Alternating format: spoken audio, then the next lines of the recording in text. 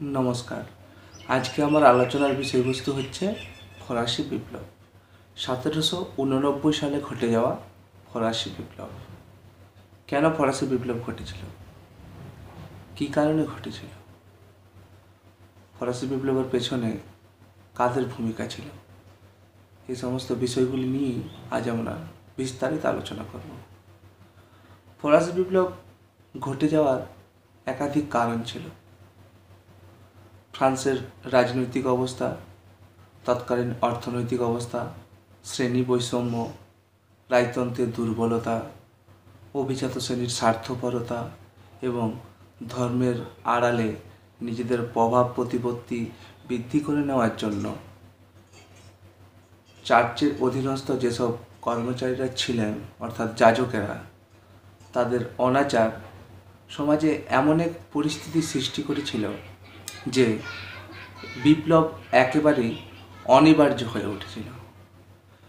France আমেরিকার বিপ্লবে যোগদান করে অর্থনৈতিক অবনতির সম্মুখীন হয়।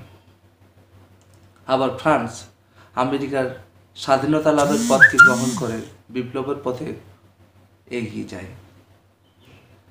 ফ্রান্স এক টুকরো রুটির জন্য রাজতন্ত্রের কাছে হাত পাততে বাধ্য হয়েছিল। ফ্রান্স একদিন সেই রাজতন্ত্রকে রাস্তায় নামিয়ে রাজা ষোড়শ লুইকে মৃত্যুদণ্ডে দণ্ডিত করেছিল।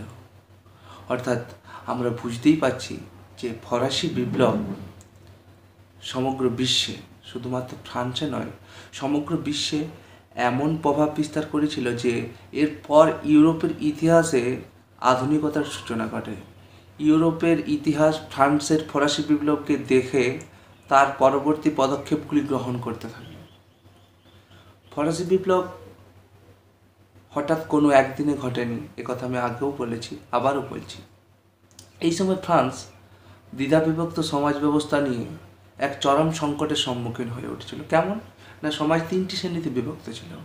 একদিকে ছিল যাজক সম্প্রদায়, তারপর ছিল অভিজাত সম্প্রদায় এবং তারপর ছিল তৃতীয় সম্প্রদায়, অর্থাৎ সমাজের প্রায় ম্যাক্সিমাম মানুষজনেরা, যেখানে শ্রমিক, কৃষক, ডাক্তার, শিল্পপতি, বণিক, ব্যবসায়ী, শিক্ষক এবং সর্বহারা, এরা সকলেই কিন্তু এই তৃতীয় সম্প্রদায়ের অন্তর্গত ছিল।